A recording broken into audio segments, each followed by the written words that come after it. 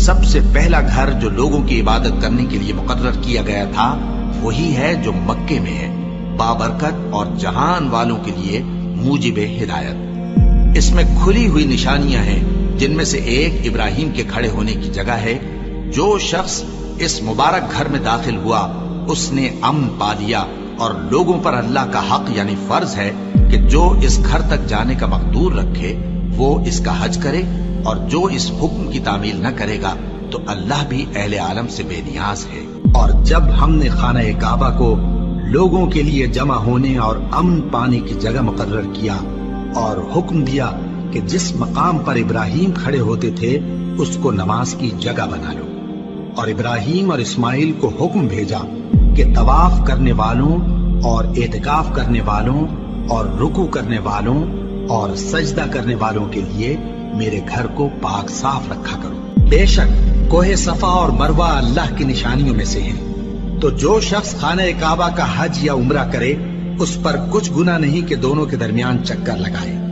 بلکہ یہ ایک نیک کام ہے، اور جو کوئی نیک کام کرے تو اللہ قدردان ہے، دانا ہے۔ اور اللہ کی خوشنودی کے لیے حج اور عمرے کو پورا کرو، اور اگر راستے میں روک لیے جاؤ تو جیسی قربانی میسر ہو کر دو،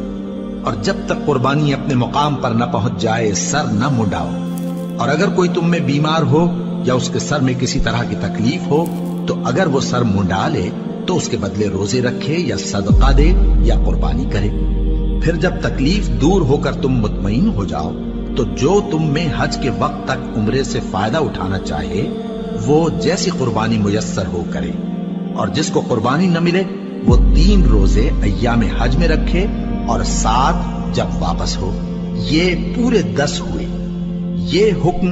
اس شخص کے لیے ہے جس کے اہل و عیال مکے میں نہ رہتے ہوں، اور اللہ سے ڈرتے رہو اور جان رکھو کہ اللہ سخت عذاب دینے والا ہے۔ حج کے مہینے معین ہیں جو معلوم ہیں، تو جو شخص ان مہینوں میں حج کی نیت کر لے تو حج کے دنوں میں نہ عورتوں سے اختلاط کرے، نہ کوئی برا کام کرے اور نہ کسی سے جھگڑے، اور جو نیک کام تم کرو گے وہ اللہ کو معلوم ہو جائے گا۔